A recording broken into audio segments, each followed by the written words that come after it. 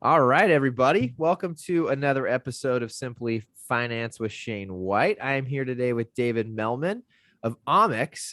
Very excited to have David on the podcast today. This is going to be a little bit different as far as the product we're talking about. So, David, welcome to the show. Thanks, Shane. I appreciate you having me. 100%. Thanks for taking the time. Would you mind giving everyone just a little bit of background on you, just high level, and then what we're talking about today? Yeah, sure. So I grew up in New York City.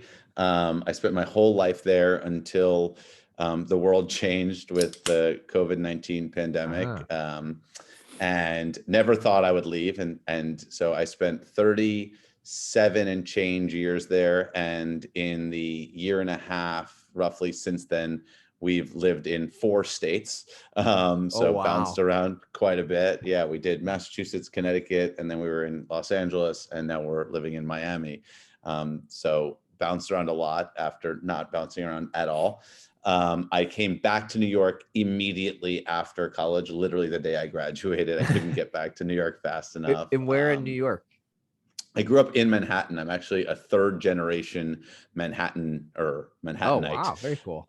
Yeah, which is pretty rare. My mother is in her 70s now and has never had a permanent address not on the island of Manhattan in her life. Whoa. Um, no I always think driver's license, nothing. that's crazy. Not to cut you off. I always think it's interesting. I've only met a few people who like legitimately grew up in Manhattan, and I've been there a few times. I ran the New York City Marathon, like love New York. I don't know. It has to be that should be such a wild place to grow up. And I say that because I grew up in Indiana, right? Like, so I'm Yeah, like, it couldn't be more night and day. I guess if it's what you I grew up get. with, I, that's what that's you know, though.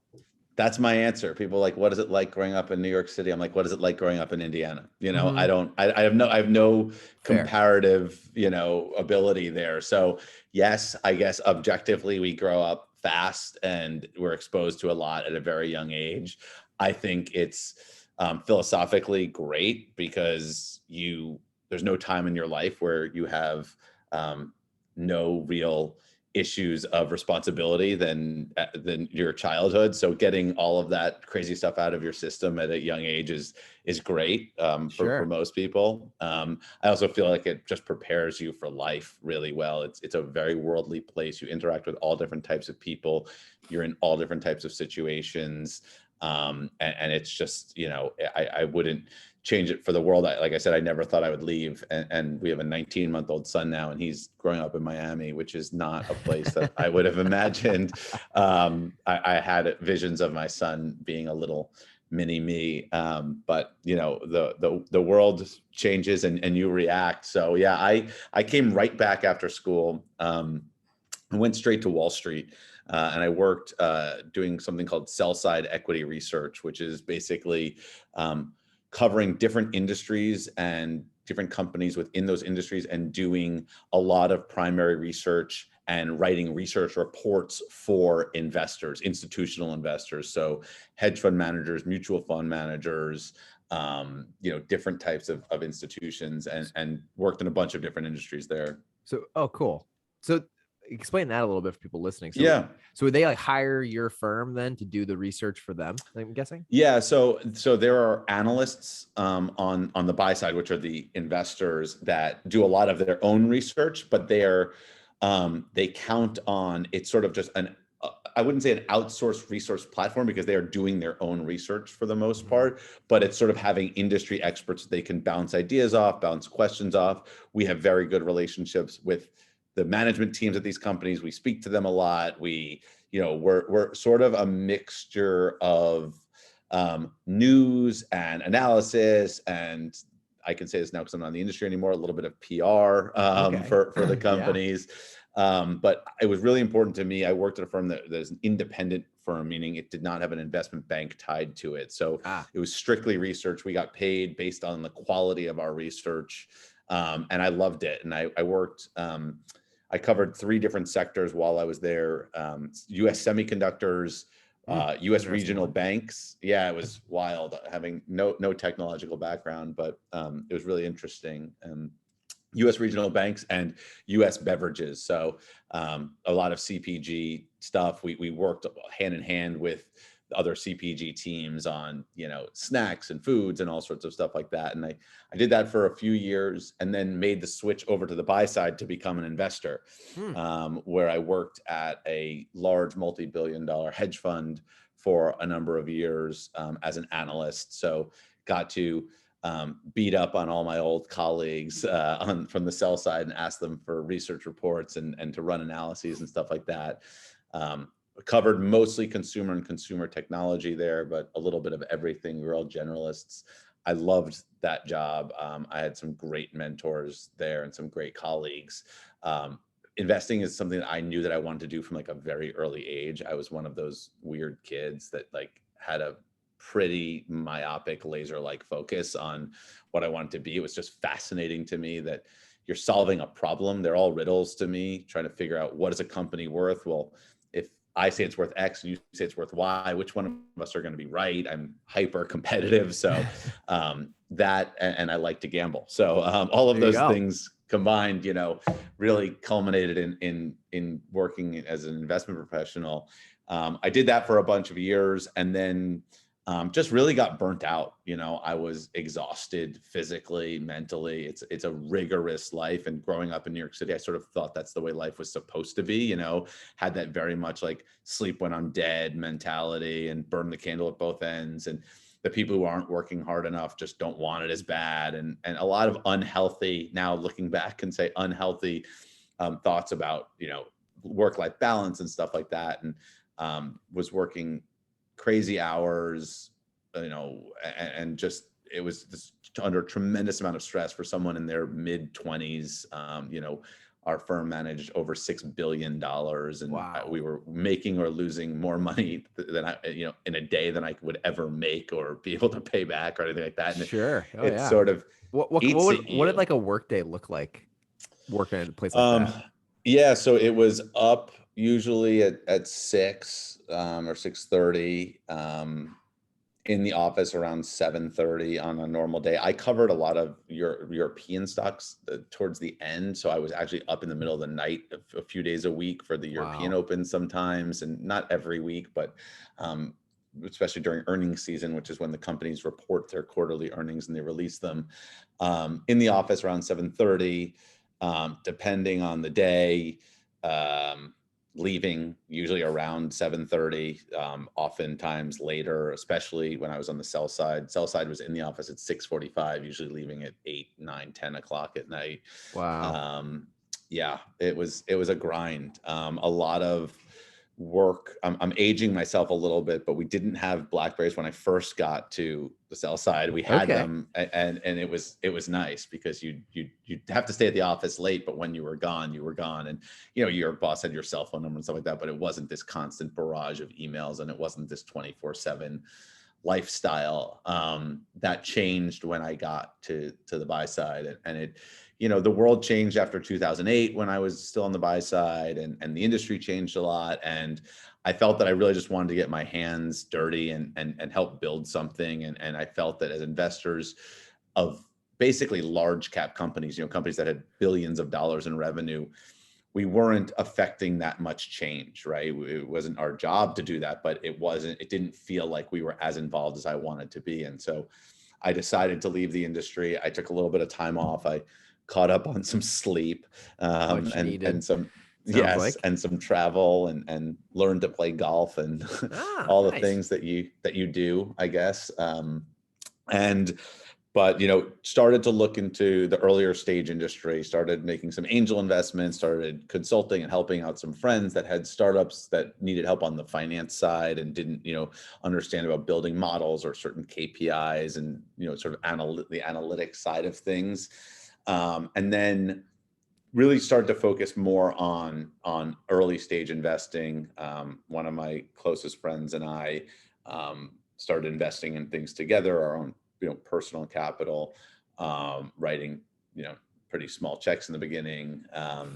But I wanted to build something, and I just wasn't sure what it was. And from seeing a lot of companies from the investing angle, it was pretty clear to me when someone wasn't all in on something, or they were in it for the wrong reason or whatever. And I couldn't do that myself, having seen it so many times and passing on so many investments because of that. And so I was just sort of waiting to be inspired and to find something that I could mix my passion for business and a passion for building something that the world needed. And I was willing to just wait for that to come. And that's what happened with Ommix, which we started, late last year. Very cool. So that's pretty wild that you were like, full throttle into the investment world. And then what was it like? I guess any major takeaways? Did you have any like weird recollections when you were golfing and catching up on sleep? Like, I'm sure must be such a weird transition going from that pedal to the metal to taking time off. You know what I mean? Yeah, Like for this sure. reset No, on life. absolutely. What's amazing is, and it might be counterintuitive, I guess, looking back on it, not as counterintuitive as I thought then, but the more you have going on, the more you're able to do. Like, I had to do my laundry, and I had to do this, and I had to like move the car, and I had, all of these things I had to, because I had so much other stuff going on that if like you pull the yarn, like everything unravels. Sure. And then you get to this time and you're like, I'll do it tomorrow. And tomorrow turns into next week, and next week turns into next month. And then you're sitting and you're like, I haven't done whatever it is that this pile of papers is that I'm supposed to respond to these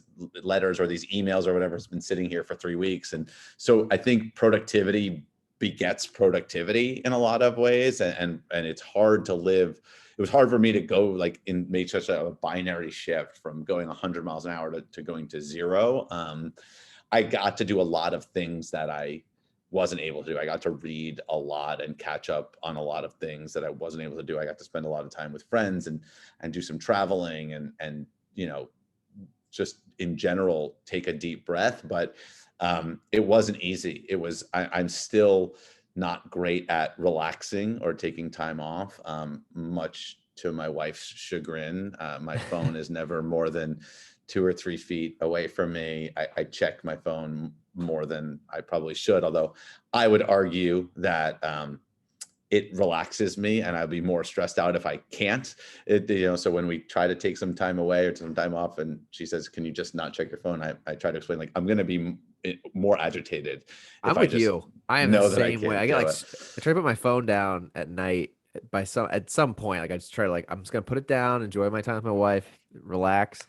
No, I'm just always like, it's like you're I sitting there can and you're feel like, the hives. I can feel the notifications coming in that I need to respond to. I can feel it. Yeah.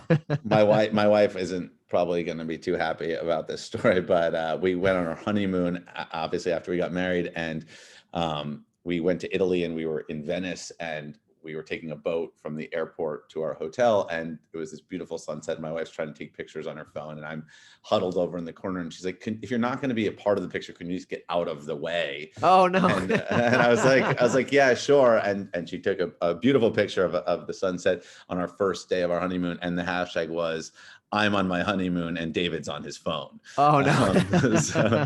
So it's a part of me. But you got a funny laugh out of that picture. You always remember now.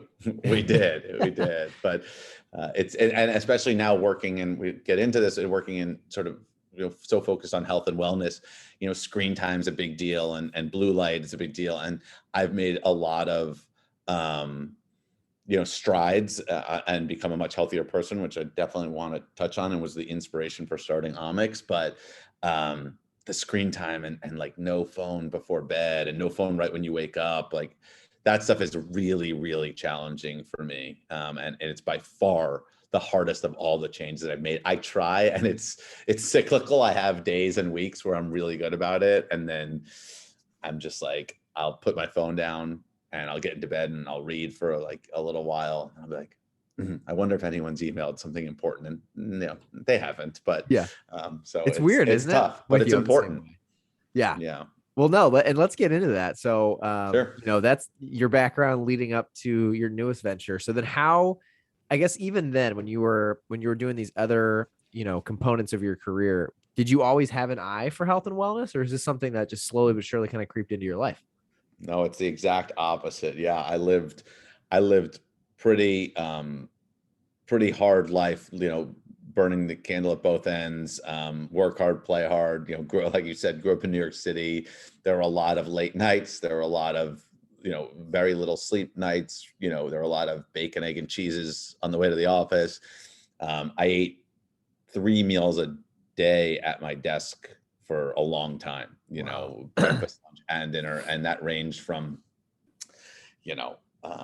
like I said, bacon, egg, and cheese or something for breakfast, to salad sometimes for lunch, to Chipotle for dinner. And I never understood, and it was my own ignorance. I never understood how exercise and sleep and all those things had such a direct impact on my life. And I was just tired all the time. But again, I felt like this is the way it's supposed to be, like you just grind and you grind and you grind and you grind. And I grew up in New York City. I work in finance. I spent my whole life trying not to lift heavy things or sweat ever, let alone, proactively or do intentionally. So I never worked out. I never exercised. I ate what I wanted pretty much, exclusively.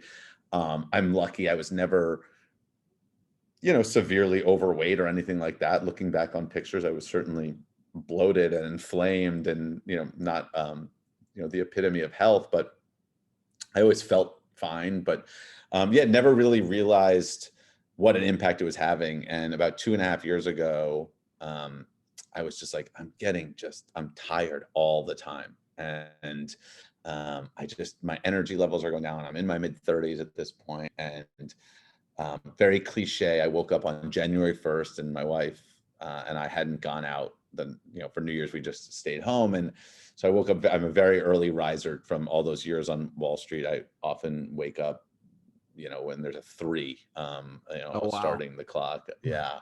Which I love because I get a lot of stuff done early in the morning. It just happens to be my circadian rhythm. I have the most energy first thing in the morning. Like I exercise. I'm in the gym at 4 a.m. usually. Like, nice. So but there you go. but at 7:30, I'm like, is it bedtime yet?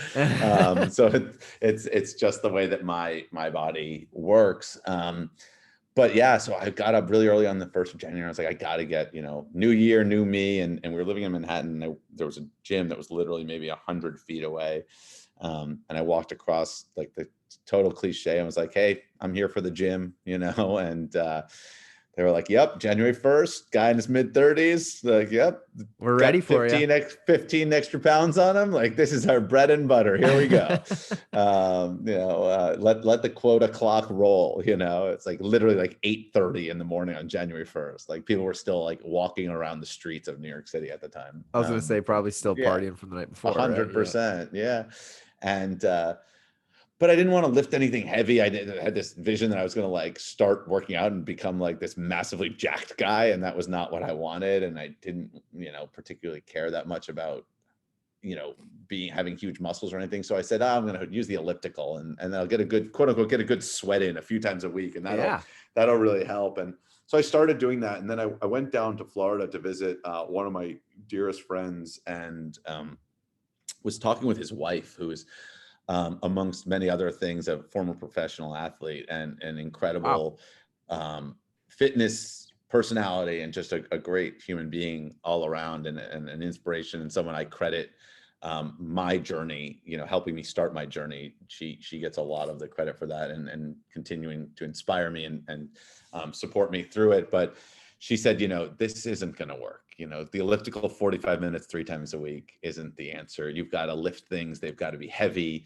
You've got to do high intensity interval training when it comes to cardio. And she just started laughing, and she was like, the look on your face right now is so disgusted, disappointed. Like, and I was like, yeah, wait a minute. No, this is going to work.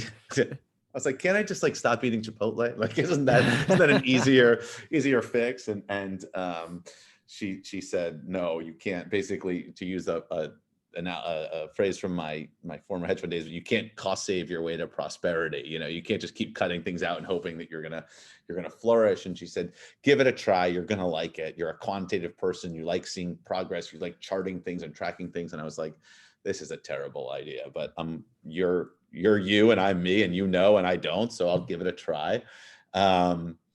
And I went back to New York and I got a trainer, and I had this whole spiel like, hey, you know, I'm doing this for 2 months with you, and then I want to do it myself. I'm just basically, I was afraid of hurting myself, you know, and I didn't Okay. want, I wanted But to, by I was lifting heavy specifically? yeah, I was just afraid of hurting. I'd never really lifted weights in my life, and in my mid 30s, I didn't want to be the, you know, I had this this image in my head of like the being lying down on this bench with like the bar on my throat and like Oh, not being okay, able to lift it, and like, or Sure. like, you know, trying to lift something up and like tearing my rotator cuff or something. And I was just like, this is not how it's going to go for me. And I also wanted to make sure that I was finding the most efficacy in what I was doing. And so I hired a trainer. I said, you know, give me 2 months, teach me how to do things the right way. Let's get the right form. Let's make sure we don't hurt ourselves, and let's program. And then I'm going to do it on my own. And I fell in love with it. I loved the feeling. I felt better. I had more energy. I was sleeping better. And I loved my friend, and it was right. You know, I loved the tracking. I loved saying, oh, I lifted this much this week, but look what I did last month, and seeing the progress and It's the addicting, weight. right? It's so addictive. And there's obviously, you know, biological responses, right? There's, you know, there's serotonin releases in your brain, things like that. But it's just, I'm also a very formulaic, very programmatic person. I like things, I like routines. I like, you know, stuff like that. So I love getting up every morning and going. And it also gave me psychologically, it gave me a huge sense of accomplishment. I would go to the gym. Now I go earlier, but I would go at 6 then. And, you know, I come home at 7 and I'd be like, I've already accomplished something today. Like, let's keep it going. And it was a huge positive momentum force for me. Like, I have a lot of energy. I've accomplished something. I'm improving myself. Like, today is going to be a great day. And if you know me, and for, you know, that is not the mentality that I've always had. I can be a curmudgeonly New Yorker. So that was, it was, my wife and some of my friends, you know, I've always gone by David. And when I started getting healthier, my wife and some of my friends made up this joke of there's this alter ego called Laid Back Dave, and they're like, who is this guy? Laid And so back Dave. I That's just funny. loved it. I got obsessed with it. And I'm an analytical person by nature, so I got a Whoop and was like, I'm Oh, gonna nice. Yeah, track there you go. data. Yeah, I'm a Love it. massive fan of theirs. And you know, I started listening to their podcast because I just wanted to learn, and analyst brain, and just wanted to, you know, figure out what was the best thing. And I always think that there's an optimal way to do everything and all of this stuff. And I was listening to a podcast, and they had a woman named Cassandra Hobart on, who worked for a company called M2 Performance Nutrition. And I was just sort of blown away, you know, by what she was saying. And I literally halfway through the episode DM'd her on Instagram. I was like, I don't know if you're taking new clients or not, but I need a nutritionist and I want it to be you. And like, let's Wow. figure it out. Oh, cool. And she was like, yeah, let's do it. And she was like, here, you have to like go through the, you know, the process at M2, but like, I'll be your nutritionist. And we started, and it was a humbling experience. She was like, you know, had this onboarding, and she's like, how do you eat? I was like, I'm killing it. Like, I'm going to the gym. I learned how to lift weights. I'm having a protein shake. And she was like, okay, well, what's in your protein shake? I was like, oh, it's great. It's like chocolate protein and bananas and almond milk and peanut butter. And she was like, okay, how much peanut butter? I was like, I don't know, like enough. And she Yeah. was like, do you measure it? And I was like, no. And she was like, okay, like next time, maybe measure it. I was like, it's like a tablespoon. And she was like, okay, it's probably not, but whatever. Yeah. Right. And so the next time she was like, just scoop it out like you normally would, but then use a measuring spoon. And it was like 3.5 tablespoons. And she was like, yeah, like that much fat after intense workout, your body's not in the, like the optimal state to produce, like to be ingesting fat and stuff like that. And I was like, wait, what? And like, my mind was just continuously blown. Every week we would have these check-ins. And I was like, I feel like I'm learning, like, I feel like I'm a newborn. Like, I've been eating food for 37 years. Like, You what do you didn't know mean? Like, this. yeah, Yeah. there's all this stuff that there is to know. And I was just like, I need to learn more, and you need to recommend books. And I just sort of dove straight in and got obsessed. And I built my own macro tracker in Excel because I'm just that much of a nerd. Well, and I'll stop you there. It's Yeah. funny that I'm so pumped to get into this because you're like, this is like me, like as well. Like a couple of years ago, like all of these things you're saying are things that I've gone through and had the exact same experiences. So keep going. Even in the Yeah. Excel stuff, I'm obviously I think a people that lot know of me. people have had this experience. Yeah. And the issue that I was having with macro tracking was a lot of the programs out there were, I thought, not using all of the data that they have to make the experience better, right? There are, between all of the different companies that do this, there are some very large ones, some very small ones, but there are hundreds of millions of people that have downloaded these apps, literally hundreds of millions, like probably approaching 500 million or something like that. Wow. Like over time. Yeah. I mean, some of the big players in the industry have over 100 million on their own, and have tens of millions of active users. And it's just a digital diary, right? It doesn't tell you, there's no insight. It's not saying, hey, you know, Shane, when you eat this and this, you're most frequently, you know, you're most likely to eat this. And it's not telling you, you know, you're over on this, so cut this down. It's not making any recommendations. It's not, there's nothing algorithmic about it or anything. And you get into this situation, which Cassandra, you know, when we were first talking about this, terms macro Tetris, where you're like, you log all your stuff for the day and then you're like, oh God, I need 5 grams of fat and 10 grams of protein and 23 grams of carbohydrates. Like what food fits that? And it's super frustrating. Well, I have a funny story. I have a funny story because I've been doing this thing all year, and I started it last year. I won't go into detail of it, but essentially it's a diet where you do intermittent fasting. When you eat, it's meat, it's veggies, it's fats, but you don't track any of it. The whole concept is like, you can just eat what you want, eat till you're full. And over time, I lost a lot of weight. I probably lost close to 10 pounds since January 1st, but then like just flatlined. And I know it's because like I'm not being like, I'm not tracking everything. I'm just kind of like, whatever this, whatever that. And then the other night or last week, I was like, I'm going to do the same types of foods, but track it. And just so I see it. And so I did that for a week, and I realized like, whoa, this is where I'm like, I didn't realize how much I was ingesting. So then like this last week, I'm like, I'm gonna try to hit these certain macro targets, which we can get into, but I have a whole question on that whole part of it too. And it was funny because I got to the end of the night and I, you know, hit all my carbs, hit all my fat, but all this protein left. And my wife whipped up this egg white and peanut butter combination which is like, it was like, I like them both separate, but like, it was just funny. It was just a funny thing. Like, I remember eating. I'm like, why am I eating this at 9 o'clock just to hit this? Like, it just felt ridiculous, I guess. You know what I mean? You get to a point. And by the way, that's not the worst outcome. The worst outcome is I need 5 grams of protein, 10 grams of fat, and negative 23 carbohydrates. Like, what do I do now? Like, And so I know all these people in tech from, you know, doing early stage investing. And I was like, there has to be an algorithm where we can find things that fit these pieces that fit in this macro Tetris spot. And I started talking to one of my co-founders, who's a longtime engineer and has done, you know, worked on a lot of really interesting projects. And engineers are fascinating people to me because they have a ability to remove the subject matter from the problem, right? They just look at it as a problem, and it doesn't matter whether you're solving for macros or anything else. And he goes very quickly, it was like, yeah, this is just a geometry problem, right? Like fats, carbs, proteins. If you think about that on every food has these 3 axes, you can compare it against the database, find which is the most similar, and recommend that as the piece that fits in that puzzle. And I was like, oh, that's interesting, you know? And he was like, and then we can iterate it to say, well, start with the things that are in your log already. Then as over time, the algorithm will get smarter, things that, let's look at, you know, the things that you've logged previously. So it's not logging fish for someone who doesn't like, we're not suggesting fish for someone who doesn't like fish, or it's, you know, oh, you eat a lot of chicken. Well, chances are like you can add chicken to that salad or whatever it may be. And the whole premise was to make food logging a faster, easier, less stressful experience. There's a company called Superhuman, which is an email client, which I'm a huge fan of. I've seen some people use that. It's great. I use it. I'm suggest it for everyone. Wish I would have had the opportunity to invest in them much earlier, or at all. But their whole concept was like, email is email, and we're not going to reinvent the wheel. We're just going to make it something that's tedious, the best possible experience. And macro tracking is, I'm never going to tell anyone that macro tracking is the same thing as like, in same level of enjoyment as like watching a game with your buddies, or like it's not, it's work, but I believe it's work that's very worthwhile, and investing in your own health is the best thing that you can do.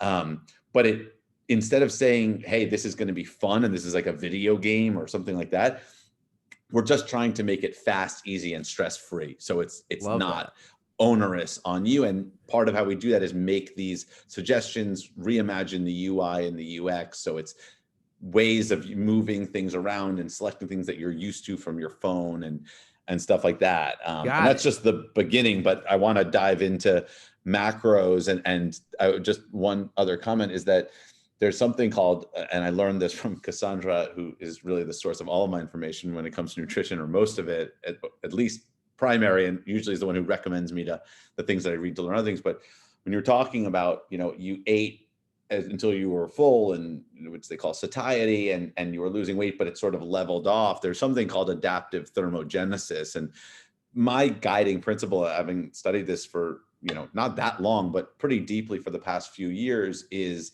you can't outsmart your body. And if you're in what they call a calorie deficit, meaning you're eating fewer calories than you burn, you will lose weight in the short term. Over the medium and long term, your body will adapt and say, I'm not getting enough energy. Let's slow down the metabolism so we're not burning as much. And that's why you level out. The same reason why if you're in most Americans, which they call the SAD, the Standard American Diet, which just happens to be a very good acronym. It does. But most people are in a calorie surplus for their whole life. And your body but you don't gain weight forever, right? Everyone would be 5,000 pounds, right? Your body just learns to say, this is too much. Let's ramp up the metabolism. Let's ramp up what they call NEAT, which is like basically you're twitching, your hands moving, your knees tapping, just finding ways to burn more energy. And I'll also literally just pass some certain things through and be like, this is just too much. And, but yeah, so your body is just way smarter. And when you think about it from sort of an evolutionary standpoint, I mean, winter used to come around and there was no food, right? So your body was like, I'm not getting enough food. It's going to be cold soon. We have to slow down our metabolism so we don't starve to death.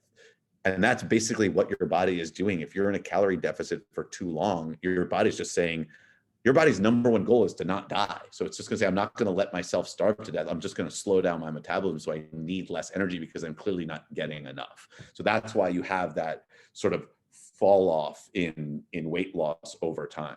Oh, so it's not okay. Wow, I have so many questions. That's so interesting because, well, it's just so interesting because I mean, that's like what I've run into. And then I feel like there's like this component every year for me where like I feel like I'm making tons of progress into the fall. And then not that I lose progress, but I mean, obviously, like I think the winter, I live in Chicago. So it's like and my gym is my garage. So it's just in the winter, it's like it doesn't matter if it's warm or cold out, it's like whatever the temperature is outside, that's what I'm working out in. But I tend to see that, and I've told my wife that I'm like, I feel like my metabolism just like slows down in the fall and the winter here. Maybe there is some truth to that. It's so interesting. Yeah, you're probably moving less. You're probably walking around more in the summers, and just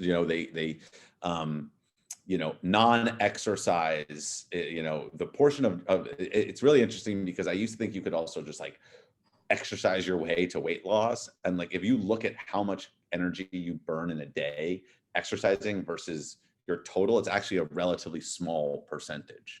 Wow, really? Like you hit it hard on the Peloton for 45 minutes, or you bust in the gym for an hour. So that like, I personally, and it's different for everyone, I will burn 400 or 500 calories in a good workout session, but I'm burning 22, 23, 24, 2,500 calories a day. So it's like 20% of my calories. Like the other 80% is just living your life. Yeah. Which is like a great thing to remember when you sort of get down on yourself, like, oh, I haven't been to the gym in a few days because I've been busy with work and stuff like that. Like always remember, like 80% of your calories are just living your life. And the best thing to do is like get up and walk around on a call or something like that. And I think it's important also to talk about the fact that, Ommix is not focused on weight loss, and the world conflates skinny with healthy.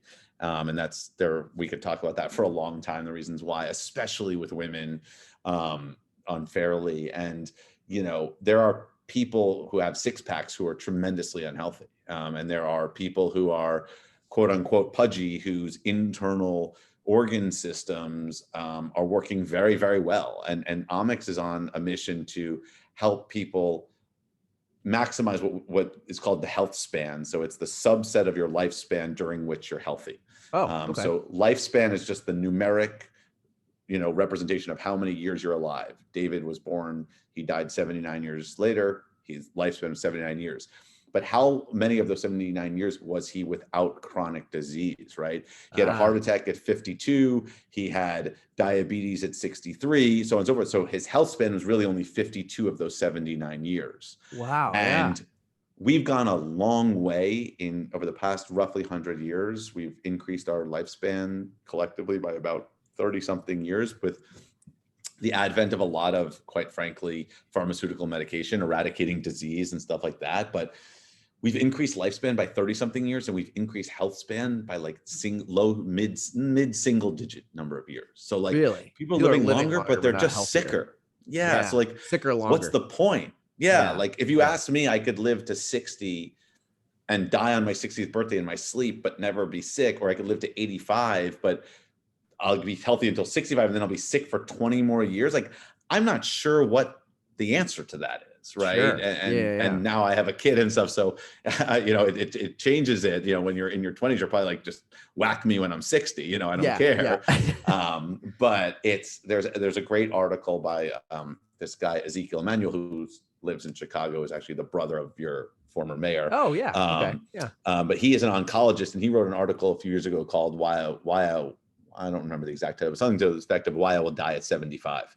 And he wrote this whole thing about how it's onerous on your family financially and emotionally and psychologically to have to take care of sick people, and your children shouldn't have to take care of you, and all of these things. And like, you've lived a great life, and let's just, there's this other theory called the compression of morbidity, which is basically minimizing that time between health span and lifespan, right? So trying to be sick for as short of a period of time. And Ommix is on a mission to help people, improve their health span. And the perfect life in this aspect would be health span equals lifespan. And that's probably unrealistic, right? People are going to get sick, but we believe you do that through living what we call a functional lifestyle, and we, prehabilitating your body as opposed to rehabilitating, doing things and living a lifestyle which keep you from getting sick, as opposed to, going to the doctor for a cure once you've become sick. And so for us, macro tracking, and this is just the beginning of what we're working on, but it's not about, losing weight. For some people it is, for some people it's about gaining weight, and it's about finding the optimal thing. And for us, we live by a lot of different mantras, but one of them is that, health is a journey. It's not a destination. So it's not, I weigh 175 and I want to weigh 165. And when I get to 165, like I talk to these people all the time who are dieting, and they're like, well, I weigh 140 pounds, but when I was in college, I weighed 120 pounds. And like, I want to be back to 120. I'm like, well, what then? Sure. Like, you've reached that destination. Now what? Like, are you just happy? Like, or, are you healthy at that weight? So on and so forth. So Omix is really about health as a journey, not a destination. And it's really about what they call bioindividuality, and that every person is different.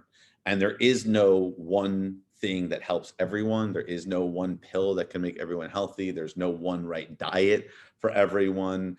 Bodies are unique, and they process stress and energy and food and all these things differently, not to mention everyone's life is different.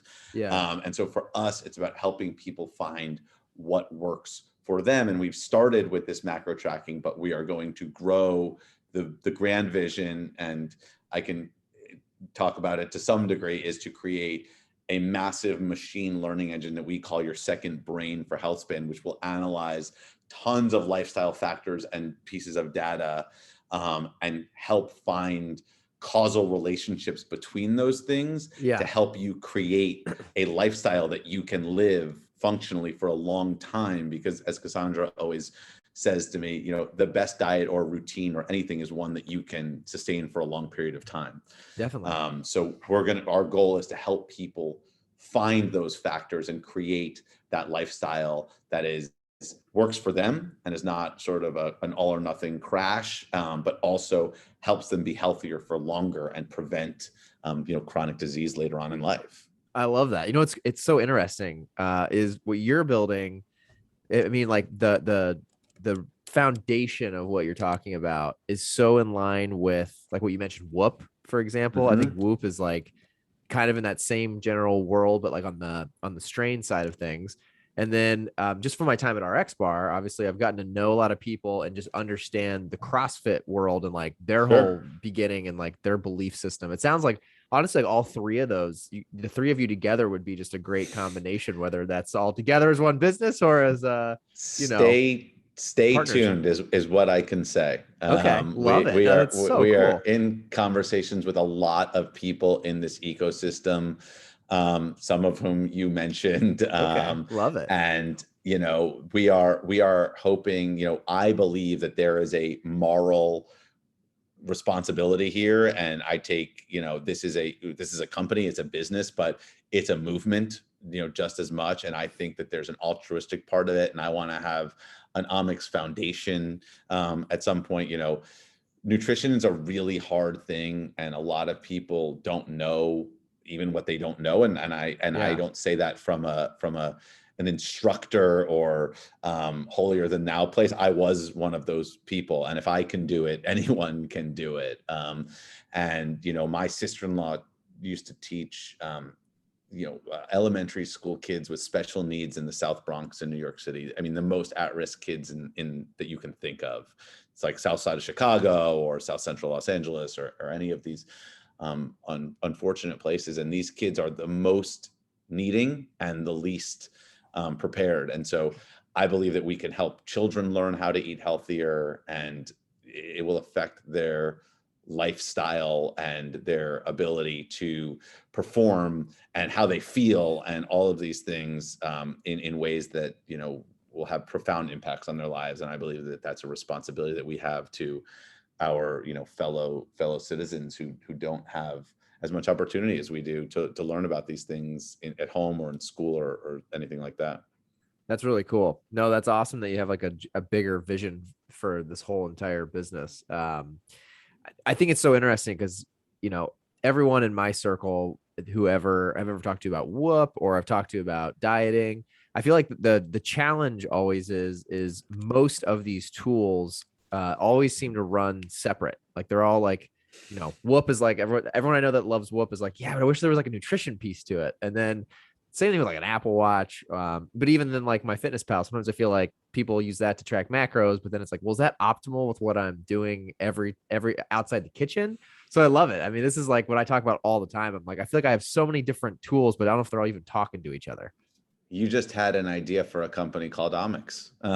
There we go. I think, these people are all working on really complicated problems, and Yeah. they're really hard to solve, and they require, laser-like focus on those things. But they all are interdependent, and they're all dependent variables in a holistic lifestyle. And that, when I talk about this second brain and ingesting this information from all these different things, that's what we're working on is Love it. okay, great, my recovery is this and I ate this, but like, wow, did I know that every time I eat this at this time, then my recovery is this, or I'm able to exert more energy when I eat this, or do this, or practice meditation before I work out, or there are all of these different things. And Yeah. there's some that you control, like, daily stuff, like your activity, your mindfulness, your sleep, your food. There's some that is biological, like your gut microbiome and your DNA and your blood tests. So our goal is really to take all of these things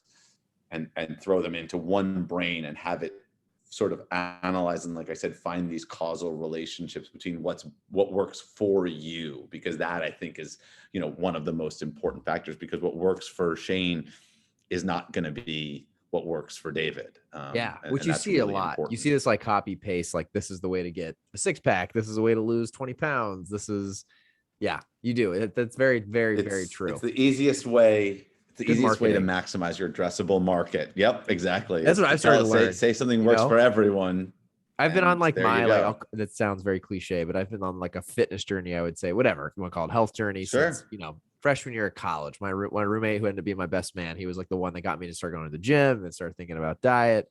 And from there, I've just kind of become more and more of a student and trying to like learn and test things. And that is one of the things I've noticed probably the most consistent is like everyone you follow online. It might have worked for them, but they just like they're able to market it and sell it. But don't want to fall for that because it works for some people and some people it doesn't. Well, people are desperate. right? They Yeah. they want results. They want them fast. They don't want to put in a ton of work, and they're looking for an easy way out. And again, I don't say that from a place of superiority. I'm one of them. I've tried all sorts of different things, and I think what for us is there's this concept called that we did not come up with called the quantified self, which is all of this tracking and monitoring, because the theory is you can't fix what you don't know, right? Yeah. So let's Sure. find quantitative things about your body and fix them. What I think Ommix will be able to do over time is take many, many quantified selves and turn them into a quantified community, so we can start to see not only causal relationships between the things that you're doing and the impact that it's having on different aspects of your life, but find commonality between you and other cohorts of members. So it's saying, Wow. hey, Shane, when you eat late at night, you're not sleeping well, for example. By the way, a lot of these people have the same problem. And it turns out that if they add more fat to their diet at dinner time, they're more satiated and they sleep better, or whatever it may Sure. be. And so you Oh, can that's start to use cool. insights, not only from yourself, but from all these other people, because if you have commonality with someone around certain things, the chances that you are going to have commonality around other things is obviously greater than random. So if you start to, there's this area of study called collaborative filtering. If you start to filter people down by things that make them similar, obviously the more factors that are similar, the more predictive it gets around something else. So if David and Sean have 5 things in common and Sean likes number 6, the chances that David likes number 6 is greater than random, because they have the commonality in 1 through 5. Whoa.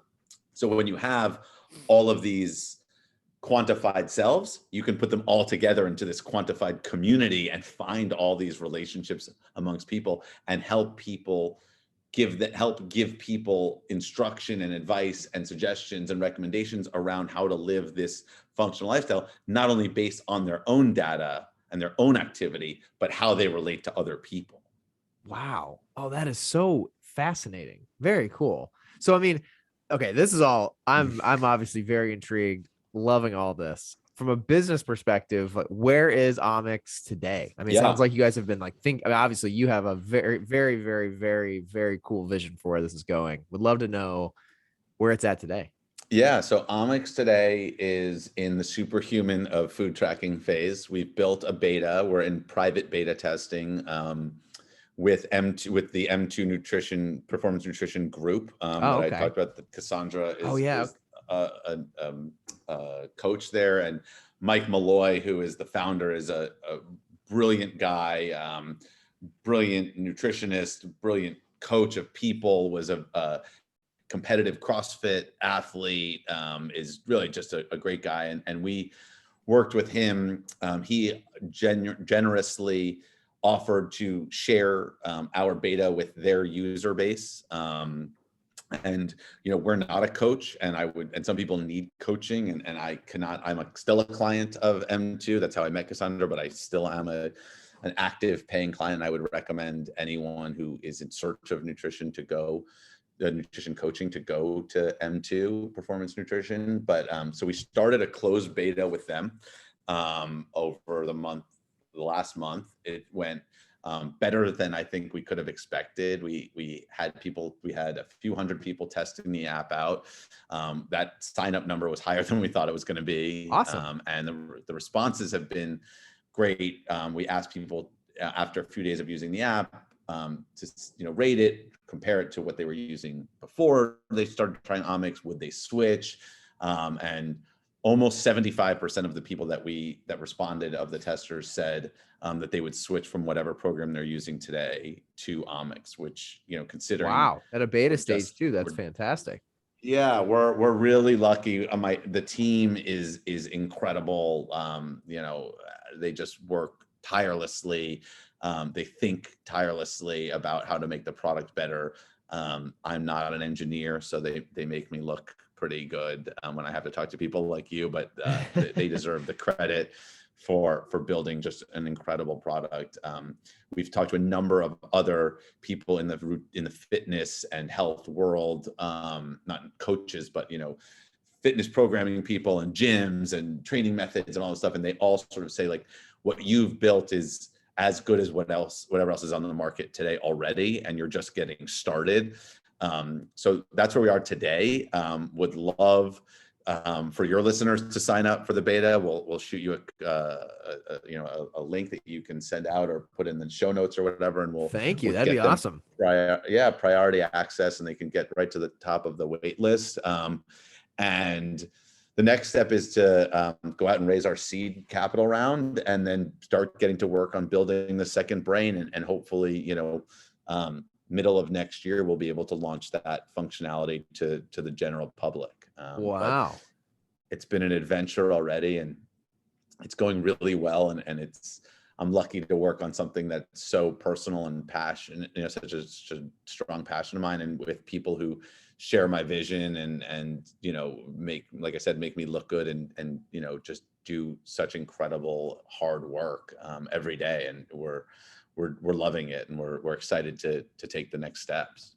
It's pretty cool that you're working on something that I can tell you're very passionate about. I'm sure that it sounded like you were very passionate about investing as a kid and everything coming up, but now it seems like this is like a big focus for you that goes a little beyond even David, and kind of like what you want to accomplish, which is cool.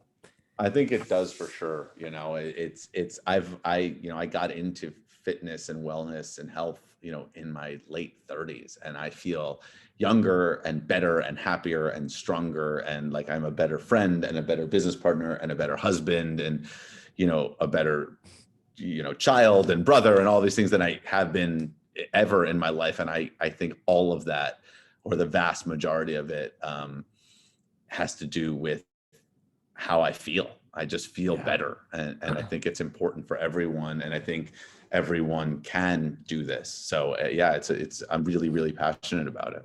That's so cool. And I know it's a beta still, and I appreciate you offering that to all the listeners. For people listening who, maybe I'll start with people who currently do some sort of tracking of food or, have a diet. What could they expect from Ommix right now? Like, what's going to be a differentiator, or the biggest thing? Obviously, like the macro thing you walk through makes a ton of sense to me, but just curious for people listening who would maybe want to give us a shot, what they would expect. Yeah, I think, we were very clear when we started putting together our product roadmap that there are things that other people that create macro trackers and food trackers do well. And we don't have to reinvent the wheel on every piece of functionality or every feature. That's a waste of time, and, it's just not necessary. So there are certain things and many things that you will see in Omix that you see in other food trackers. What we have done is added features and functionality on top of those things that we think differentiate us, or that we know differentiate us, and also focused on the experience to make it as fast, as easy, and as stress-free as possible. So when we talk about specific features, we have things like a scale integration. So when you're weighing out and measuring out your food, it goes directly to your app, so you don't have to constantly be going back and forth. Oh, that's sweet. We have multiple days, so you can have macros for different days. Like, this is my long distance, this is my endurance running day, this is my off day, and you can have different things and preset different days. Like, I always run on Saturdays, so I'm going to have a heavier carb day that day, and I always take an off day on Sunday, so this is my macros for that.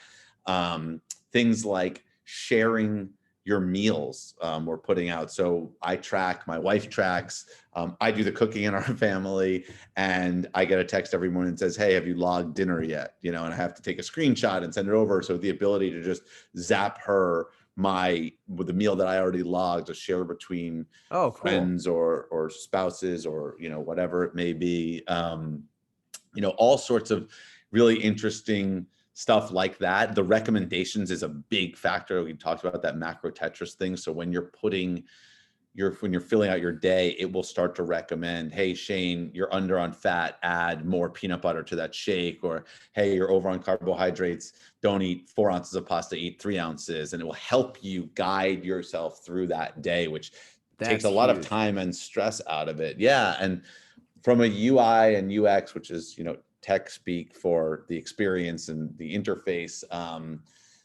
which is about all the tech speak that I know. But me too, by the way. Yeah. So it's all about making it really easy. Adam, our CPO, our chief product officer, thinks about things in number of taps or clicks. And so how can we make this faster? How can we, and he has this maniacal focus on reducing the number of taps that it takes to get something done, which is incredible. Oh, wow. And so it's drag and drop a lot, which is not, native to a lot of food tracking apps, but it's very native to how you use your phone, and Yeah. just generally. So creating your own custom composites of foods or groups of foods. Like I drink a lot of protein shakes, but I don't want to have to enter almond milk and bananas and peanut butter and protein and all these different things every day. Or like I have overnight oats for breakfast every morning. I don't want to enter the oats and the maca and the flax and the protein and all of this stuff. It's So like I a pain in the create, ass. yeah, and you can create a group, which is basically a new food, which is a composite of all of the different foods. And like for us, it was made total sense. Like this is the way people use iPhones. You can click on any food, drag it on top of another food, and it will create that new group. And then you just name it. And then it's there. You can drag Cool. things in, drag them out. So it's all about making it fast, easy, and stress-free. I would say maybe daringly a little bit fun, but I'm a quantitative nerd that loves to solve that problem every day of what am I going to eat. And so for me, food tracking is actually not stressful. It actually is a stress reducer because I feel comfortable that I'm like, I know what I'm eating is what I'm supposed to be eating, and I don't need to worry about it. Like, oh, did I eat too much of this? Did I eat too much of that? It's like, no, it's almost like there's that famous old guy, Ron Popeil, who used to sell those rotisserie chickens, and he had the sign, set it and forget it. And for me, that's like macro tracking. Like I figure out what I need to eat that day, and then I just forget about it and I just do what I need to do. And so I love it. A lot of people do what you do. It's called intuitive eating. So finding a framework and eating to satiety. And that's a very healthy way to do it. And tracking is not meant to be for everyone forever. Cassandra's tried to get me off tracking a lot. And I'm just like, no, I like it. It's a routine. It makes me happy. And so that's where we are today. And that's what users can expect. It's, again, people have said that have tracked over the few hundred people that we've tried it with, almost 75% of people said that they would switch to ours. So that's a big vote of confidence. And almost 75% of people said that they would be either somewhat or very disappointed if they couldn't use it anymore. So from a product market fit standpoint, we're getting a lot of great responses, and we're extraordinarily grateful and enthused by that. And we know we can do so much more. So it's great. Yeah. Two questions I'm thinking of immediately. I don't want to forget. Two things that I know for me personally and other people I've talked with in this sphere, I've talked about with what's currently out there. One is like, do you with your guys' platform, are you gonna be like starting off with saying like, this is what I want to like, I know you said maybe not necessarily like focus on like weight loss or weight gain, but like, do you put in a focus? I think one thing that I feel like everyone stops at right away is like, okay, in order to track, I need to know like what's the goalpost, like what's the right amount of macros. I feel like even me, I've studied it forever, I still get confused, and part of it's because the calories in, calories out thing. Like I wear a Whoop too, and I'm like, so are the calories out accurate enough to like use that as my daily? You know what I mean? There's like, and so I'm like, if that's not right, then what am I even tracking for? Because maybe my goalpost of where I need to get to at the end of the day isn't right. That's at least where my head goes. And you hit, on a really important part of what we're doing. And we've developed an algorithm for figuring out these macros, and you do have to ask certain questions about what is your goal and what is your activity level and stuff like that. The truth is that it is part art, part science, and it's never going to be perfect. And tracking is really hard, and calories out is, there is a way to figure out your calories out, like scientifically. It involves you wearing a face mask the entire day and measuring the basically carbon dioxide that you're expelling from your body. I don't think anyone's going to do that. Man, I almost want to try though. I didn't know that was a thing. That sounds cool. I want to try it at some point. But I think it's a little, it's a little bit of an inconvenience, but no one can track, they're all using proxies, right? They're measuring your heart rate or something like that as a proxy for your caloric burn. No one can track them accurately. It takes time. It is an iterative process. The one way to know over the short term, again, because adaptive thermogenesis is a real thing, but over the short term, if you are eating the same amount of calories every single day and you are gaining weight, well, you're in a calorie surplus. All right. And so you should probably cut, if your goal is to not gain weight, which for many people it is to gain weight, whether that's muscle or whatever, you should reduce the number of calories you're like, so it's a little bit of trial and error, and it's a little bit of seeing what you want. Also, depending on what your goals are, it doesn't always have to be that exact of a science. Like 100 calories here, 100 calories there is not going to make a huge difference in your life. It's 3,500 calories is equal to 1 pound, right? Yeah, So like, right. if you have a few hundred extra calories one day, the problem is it becomes persistent, Yeah. right? You're like, oh, I had a few hundred extra calories yesterday, so I have a few hundred extra today. Or, oh, I said I was going to have an ounce of chocolate for dessert, but it says 1.5 ounces on the scale. Like, whatever, it's fine. Like, I'll do it. And over time, that adds up. And it's not that you gain weight because of that, but you're moving the goalpost, right? You're saying, Yeah. I'm gonna burn 2,300 calories a day, and I'm gonna eat 2,300 calories a day, so I'm gonna stay in maintenance. But you're eating 2,500 calories a day. So like, what's the point of tracking if you're not gonna, look at it, But I move mine around. It depends on. I think you have to listen to your body more than anything. It's a big thing that Cassandra talks about. If your body is hungry, if you're hungry and you feel hungry, you should eat. Not eating when you're hungry is starving yourself. And I want to be very clear about that. And I'm not a doctor or a nutritionist, but Cassandra always talks about this. If you would eat a bowl of broccoli or not something you hate, but something you're sort of blah about, Yeah. then you're hungry. If you're like, I'm hungry, but I only want M&Ms, you're not hungry. You just want M&Ms, yeah, which is okay. And that's fine. And as if you're doing it, thoughtfully, and and you're understanding that I'm stressed out, or I've got a lot going on, and it gives me some enjoyment to have it, that's totally fine. But the problem with these things comes when people just start to lie to themselves, right? And don't say you're hungry when you just want some chocolate, and don't say you're full when you're not, because you think you're going to gain weight if you eat more than your macro target. There are days when I'm famished when I've hit my targets, right? Yeah. Like I've got a young son. I've got a stressful job. My wife has a stressful job. Like it's a stressful time in the world. We're running around, picking him up, dropping him off, playing with him, in between conference calls, so on and so forth. There are days when I eat dinner and I'm like, I've had my calories for the day, and I'm like, I'm still hungry. And you know what I do? I eat more. Yeah. But what I don't do is say, I'm still hungry. Where's the pint of ice cream? I focus on proteins. I focus on healthy foods. I focus on whole foods. So, fruits, vegetables. I try to eat a lot of vegetables, but I never starve myself or prohibit myself from eating. Your body, again, going back to that thing, you can't outsmart your body, right? Yeah, like right. Your body's telling you it's hungry. It's hungry. It's important to eat when your body's hungry. It is vital to the systems of your body to be properly fed.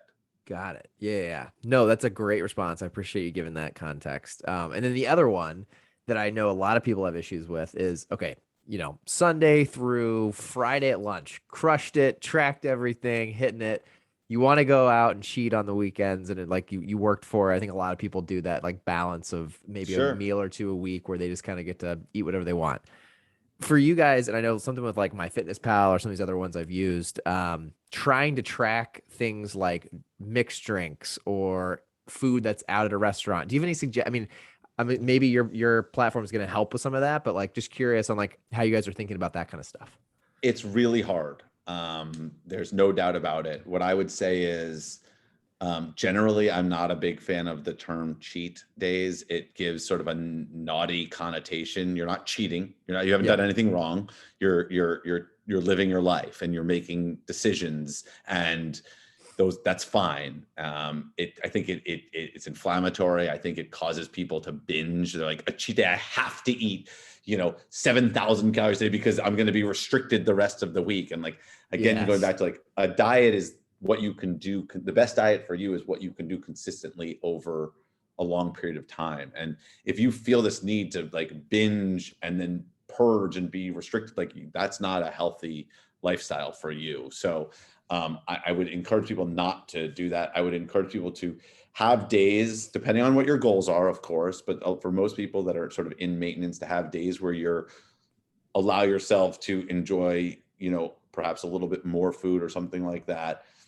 The multiple macro profiles on Ommix is a good way for us to do that, because what happens is we find that, people become sort of unhinged, right? And they stop tracking, and like, you've eaten, double your calories per day, which sounds like a lot, but it's very, very easy to do, especially if you're moving from nutrient dense foods to calorie dense foods. I mean, big food is making foods that are hyper palatable, addictive, hard to put down, and they're taunting you. I mean, there are potato chip companies whose literal mottos are like, I bet you can't eat just one, right? Or right.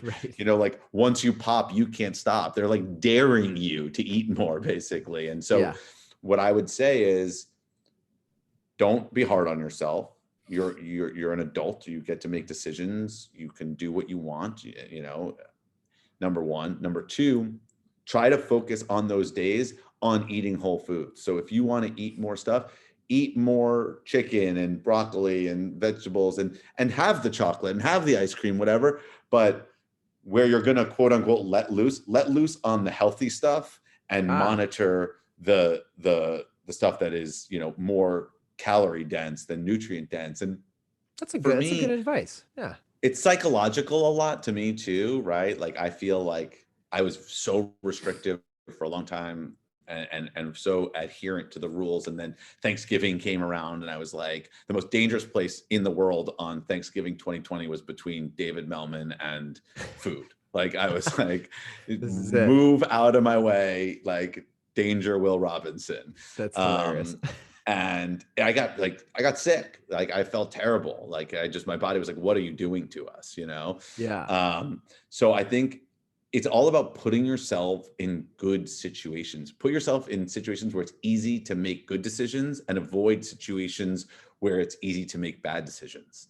And I don't necessarily even mean going out. Go out, enjoy a night with friends, have some drinks. That's totally fine.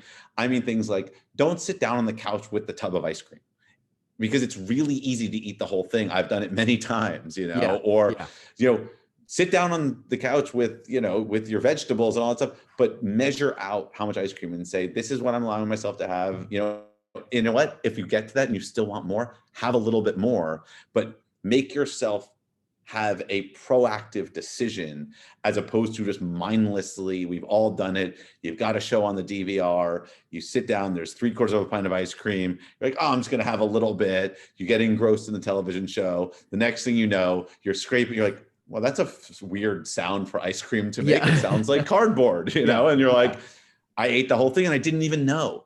And you're putting yourself in a position to make bad decisions very easily. And what you should be doing is putting yourself in a position to make good decisions very easily. So that's what I would say. Just don't beat yourself up. Take a break. It's not going to be the end of the world. You're not going to gain 50 pounds because you went out for a night with some friends and had pizza and beer and stuff like that. But what happens, the last thing I'll say about cheat days is, I think it makes general adherence very hard. And the reason why is because these hyper palatable foods are addictive. And what happens is, you eat a ton of them on Sunday, let's say that's your cheat day, it makes Monday that much harder. To get back onto your quote unquote routine. And then you're like, screw it. I'll try it on Tuesday and I'm going to eat more. And this is a great example of things that we want to show with this second brain thing. It's like, on days that you eat X, Y, and Z, you're more likely to go over your calories the following day. And it's because those things are sending cues to your brain that you're still hungry, because these food scientists at these big food companies are literally testing foods to make them the most addictive that they possibly can. So like, you are not an innocent bystander here. Like, you are a victim of these companies. Like, they are trying to sell you more food. That's their job, and they do test groups and stuff. And they literally will do focus groups around, try these 5 things and watch who goes back to get seconds on which one fastest. And like, that should be the one that they throw out, but that's the one that they end up selling, obviously. Right, because it sells more. So that's so true. Yeah. So you're not, it's not your fault, but put yourself in a position to make good decisions easily. Got it. Love that. That is super helpful, and I think a lot of people listening can resonate with that. And I know we're almost out of time. So one of the last questions I wanted to ask, I think Sure. you have a really cool response to this. I ask everyone that comes on here this question is, you're a really busy guy. You've been through Wall Street to starting your own, really it's a tech company. What tools do you use to get shit done? Are you a pen and paper kind of guy? Do you use apps? What do you Yeah. use to kind of organize your life and accomplish your goals? It's a great question, and I've spent a lot of time thinking about this and trying different things. I am an app guy. First and foremost, I am an avid user of something called Roam Research, which is Interesting. a Never heard of that. note. Yeah, it's a note-taking application. It's got a great feature of what they call backlinks, so it allows you to tag things, and then when you click on them, every mention of that shows up basically. Huh. So when you're working on different stuff and you're like, because you forget like a vast majority of the things that you ingest, right? Just because we're all Definitely. busy and stuff like that. And so it's amazing the first few times you tag something and you click on it and you're like, oh my God, I totally didn't even remember that I had taken a note on that or something like that. It's really Wow. interesting. I'm a big believer in schedules and productivity like metrics. I'm a big fan of this sort of idea.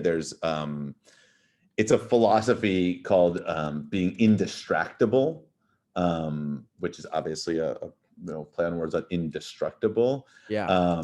And it's a book by this guy Nir Eyal. And he talks about how to-do lists are sort of the downfall of productivity, which is sort of counterintuitive. But the reason is because it's very easy to just push something on to the next day or to get to the end of the day and be like, oh, I just didn't do it, like whatever. Sure. And so he suggests scheduling, as opposed to just making a to-do list for the day, actually scheduling time to do each thing on your to-do list. So don't write, do your taxes and go shopping and pick up your kid. You kind of have to do it on a schedule, but you know what I mean? Yeah.